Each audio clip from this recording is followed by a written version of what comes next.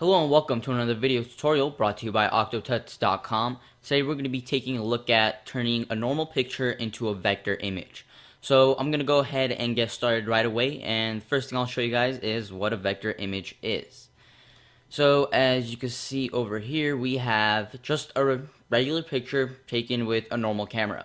What we're going to be doing today is taking this picture and turning it into this. I guess you could call it a cartoon.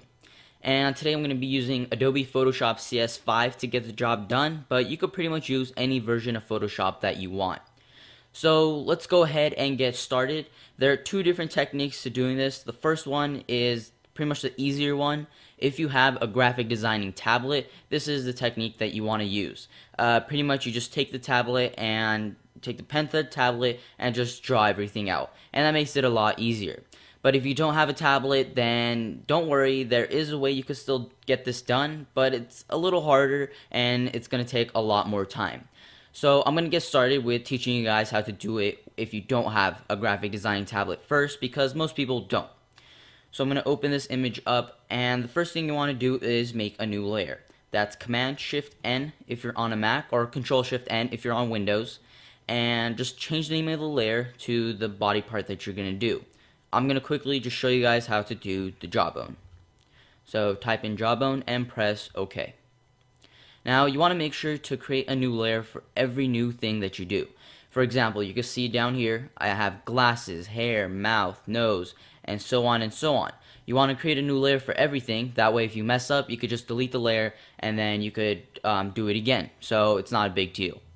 So on this jawbone layer, what you want to do is select the pen tool, and then make sure you have the color black selected, and then actually before you select the pen tool, select your brush tool, right click in the image and select a size maybe around 15. This is a fairly large image, so -15. You might need to change the size depending on what size your image is, and then make sure it's at 100% hardness and it's just the regular brush, and then choose the pen tool.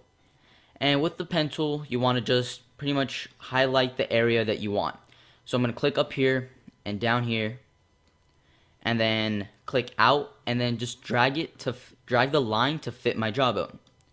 Once you're done with that, right click on it and click on stroke path, and the tool you're going to use is a brush tool, and you could either simulate pressure or not simulate pressure depending on what you want. Simulate pressure, what it does, it basically just makes the line fade out at the end. That's all it does. You could choose if you want to do that or not. I choose to simulate the pressure and press OK. Then you go to your paths, which is near your layers, and delete that work path. Right click and click delete path. And now we could see the brush stroke.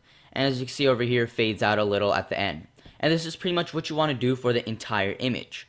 Go back to the layers, and I could just continue this out. Click right here and click near my chin, and then right click, stroke path, brush, simulate pressure, OK. Go to paths, delete the work path, and now you can see that. And that's pretty much what you want to do for everything. Now once you have that done, you want to make a new layer under the jawbone layer. So Command-Shift-N or Control-Shift-N, and I'm just going to name this jaw color. Press OK, and then you want to just choose a color of your skin tone. That looks about good. Press OK, choose the brush tool. You might want to make it a little bigger, and then just start coloring, and just like that. You want to go as close to the line as you can to make it seem as realistic as you can, and you pretty much just do that for the entire image. Now that's how you do it if you don't have a graphic designing tablet. If you have a graphic designing tablet, it's pretty much the same thing except you draw it out. So I'm going to show you guys really quick. Command-Shift-N, new layer, jawbone, OK. Now you want to select the brush tool, select a good size, maybe for this image, maybe around 15. Let's actually do like 12. And then just draw. And just, you want to take things slow.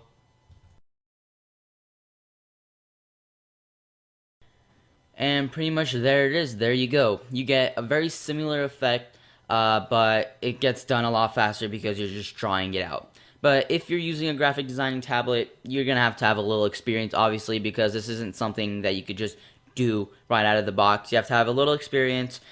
Take it slow, because you could easily mess up with a graphic designing tablet. But if you have the experience and you take it slow, then it comes out very nice and you could get the job done a lot faster. So after you're done pretty much just drawing and coloring the whole picture and you have something like this, what I did is just I added this in the background, the little purple background. I added that. All it essentially is just a purple gradient in the background, and then I chose a rising sun brush, and then I just put it in the background, and there you go. There you have it. If you want the rising sun brush, I'll put the link to that in the video description. If you're watching this video on YouTube, the video description is going to be below. If you're watching it on octotuts.com, the video description is going to be below this video too. So that's it for today. This is octotuts.com, and until next time, I will see you guys later.